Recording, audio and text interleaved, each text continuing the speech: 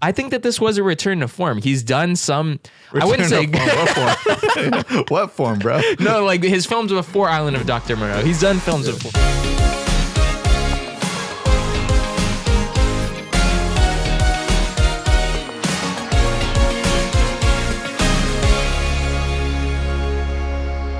Drive-by movies you're watching. Fresh releases. This week we're talking Richard Stanley's Color Out of Space.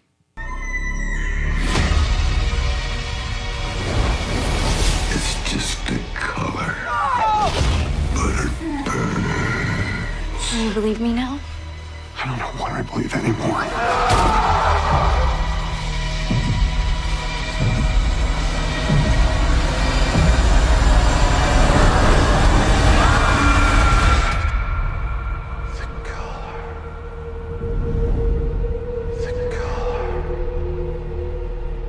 So, Nicolas Cage coming off of a big one of his most acclaimed, critically acclaimed movies. He's done a ton of movies, as you know. Right, yeah. Last year, Mandy.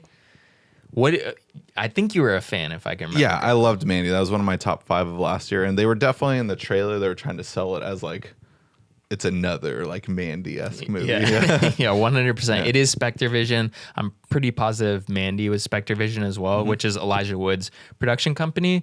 But this is not that style movie, so I think I told you going into it, hey, just so you know, like don't expect that. Don't expect that. It's a different style movie. Yeah. They're really trying to sell it with like, oh, Nicolas Cage goes crazy, which was the whole marketing campaign of Mandy.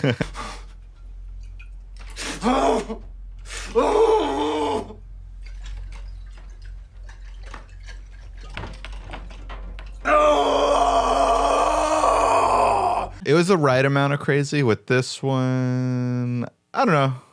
Are we ready to talk about the movie? Yeah, go for it. Yeah, I wasn't too into it. I wanted to be. Visually, it's still very awesome. It's visual awesome. It's visionary awesome. There we go. Throwback to a sequel episode. But yeah, I mean, I wanted to like it. I think it's just in terms of the storyline, it just wasn't there for me, and that can be blamed to H.P. Lovecraft because it's based off a short film. Yeah, or short story. Are you like familiar with the works of H.P. Lovecraft? I'm familiar with the characters, the creatures. Okay, that's about the places. Yeah, Miskatonic University, Arkham. Right on. Not Asylum. Yeah, I figured. Yeah. No, like I've always heard maybe the name. Arkham City. Arkham Is City. it Arkham City? There's also Arkham World. No, I'm kidding. Yeah. So I mean, I'm familiar with some of the lore, but not. I've never like gone and read the stories myself. I've always wanted to, just haven't got the time. But I probably should. You know, am I a true fan? I have a Cthulhu pop. Am I a fan or am I a poser? No, I mean that is a dope pop. I remember that pop. I'm generally asking. You're just a fan. I think of I might be a monsters, poser. I think I just found out I'm a poser. No, we're horror fans. I mean, yeah. Am I? You? Oh, for sure. Yeah. I don't know. I'm defending you right here. Okay, thank you. I appreciate it. Yeah. I mean, well, what did you think of the movie? I really enjoyed it. So this was the thing is like everyone always talks about how like we've never really got like the Lovecraftian like story with a Cthulhu or like a god that's greater than anything possible, but also drives people mad and insane. I think we came close to it in this movie, and that's like all I really know about Cthulhu or those types of creatures. And of course the tentacles, we get those here a lot. Yeah. I think the closest thing, I was actually listening to an interview with Richard Stanley before this, the director of this film, and he was talking about how like the closest we got to like a Lovecraft style movie or like the best one, his favorite was The Thing. Like that's the closest. It's based off a short story that somewhat rips off At the Mountains of Madness in a way. Okay. Yeah. Came out a year after in Fantastic. I think it's called Fantastic Stories. Is that or Amazing Stories? It sounds right, but like I can't give you a definitive answer. So I mean, I love The Thing. This is close, but it's not that same. Like The Thing is definitely more action oriented. Yeah. This is I like it because it kind of has like some mystery in it, and then the creatures kind of were just not stuff that I'd never seen before, but they were horrific though. Yeah. And like you had like the mom and the child that fused. I thought that was really that attic scene really creeped me out, and I did like that it was a slow burn into like what was developing. I'd say what took me out of it though, because doesn't feel like it would have been in the original book. I feel like it translated more for a movie, but it's the character who's like the scientist who's visiting the town and testing the water. He's essentially us, the viewer, I felt like, just like trying to ground it in reality versus the family. I think I would have preferred just like the family focus, just because that's what was most interesting, seeing them descend into this crazy insanity. I mean, I know like at the beginning of the film, like we already start with the daughter doing that like ritual thing. Yeah, I'm not sure, is that like kind of what caused everything? Yeah, that's what I figured. I figured that was the case, but like I couldn't tell if it like got interrupted or like if the end that messed up everything. But like I just found that element interesting, like if she started just because she was interested in Wiccan stuff. But yeah, I just know that character, like towards the end, like I was like, wait, is he in a post-apocalyptic world then? Or? Yeah, that was definitely the vibe, that like she basically opened like the portal to, I don't think it's hell, but it's like essentially like another world, and this stuff was coming out, like that little mantis, or just stuff that was changing like almost the anatomy of the creatures that were in our world, or that farm's world. Okay, I like that the film takes place like all basically in one smaller location. It's definitely a smaller story. It's not like, it doesn't have like a grand scale. Yeah. Okay. This is a movie where I felt like I was like missing out on stuff. It sounds like I did, like my theories were correct, but just like I actually didn't want to sound idiotic for the first time. And like, I usually just do that anyway. Oh yeah, there we go. Yeah, hoop, there it is. But I did like the element of the guy who's testing the water. He's kind of, it felt noirish to me. I didn't feel like, I feel like it could have been written maybe better. I feel like maybe it was lacking on that department, but I did like the aspect. Like I feel like that's always something with those kinds of stories, is that kind of noirish element. Yeah, going with that, I mean, noir, like part of the thing with noir films is just like the look and style of the film, and that's what I thought this movie had going for it for the most part. Like those best aspects of it was the look and style, like the colors.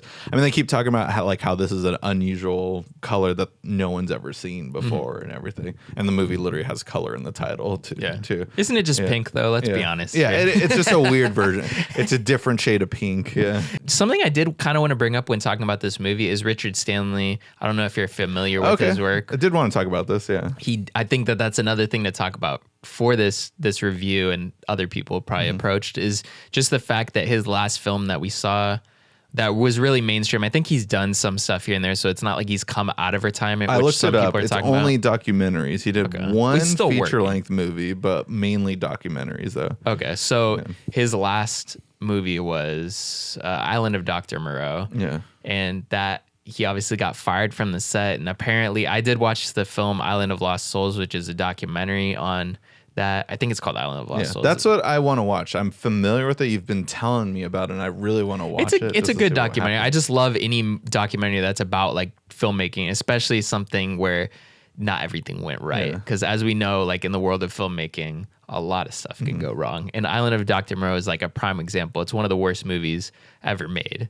Really? Damn. Yeah. It's just to blame on the second director? Or No, it's just in general, the whole production, just everything was going wrong. Supposedly, Richard Stanley even went to somebody that was knowledgeable about voodoo and like tried to like fix the film or something. Voodoo, the streaming platform, or voodoo like the... No, like Wiccan. Like I think he's like a Wiccan or something. I was like, are you saying the owner of voodoo.com like knows shit about movies and stuff? He knows how to make a movie. No, voodoo, like black magic. I think that cursed the production, and he ends up supposedly, I mean, this might all be hearsay, but he ended up living on like the island and like I don't know if he lost his clothes or something.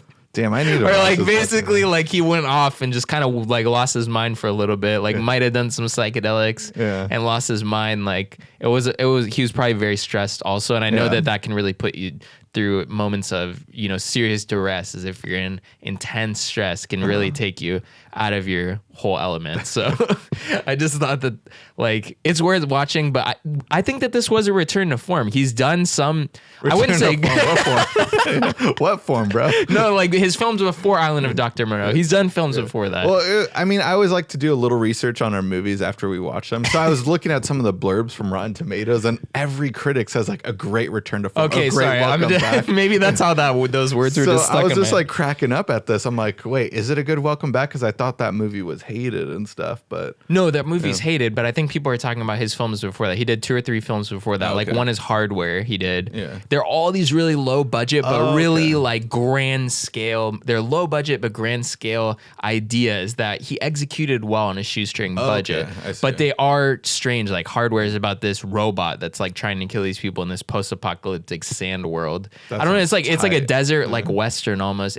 I thought it's not the best movie ever made, but it was really cool at the time. Yeah. He obviously never goes on to make any major studio movies that are of that type of caliber because Island of Dr. Moreau just totally falls flat.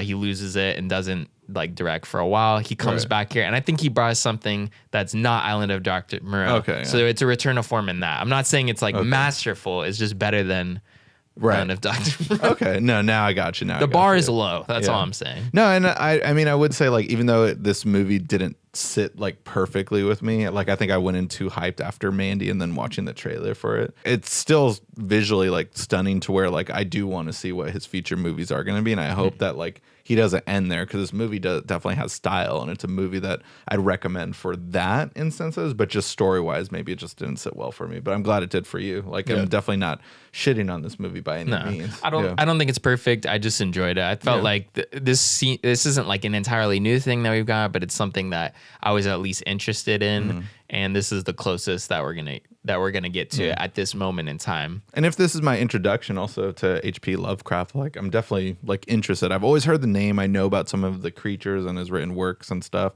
but just I don't really know all that too much about his actual like literary work. So yeah, if this is a start, like cool. I'd love to see more from his works, but yeah, definitely. And I say go check it out. James here on the other hand is like, it's maybe for a specific crowd. Yeah, maybe dip your feet in, maybe don't. I think like if you like horror movies, I don't think going into it with like, oh, I love a crazy Nic Cage performance. There's a little bit of that here and there, but I don't think that's the selling point. I think if you love Mandy, dial it back a little if you're putting this thing on. Yeah. But anyways, guys, that is going to close it out. We love the support, and the best way to support the show here is by checking out Color Out of Space with the affiliate link down below. Let us know what your thoughts on the movie. Leave a comment. Tell us what you thought about Color Out of Space. And if you haven't already, please subscribe and hit that notification bell to get all our latest updates. Tune in next week for a brand new, fresh releases.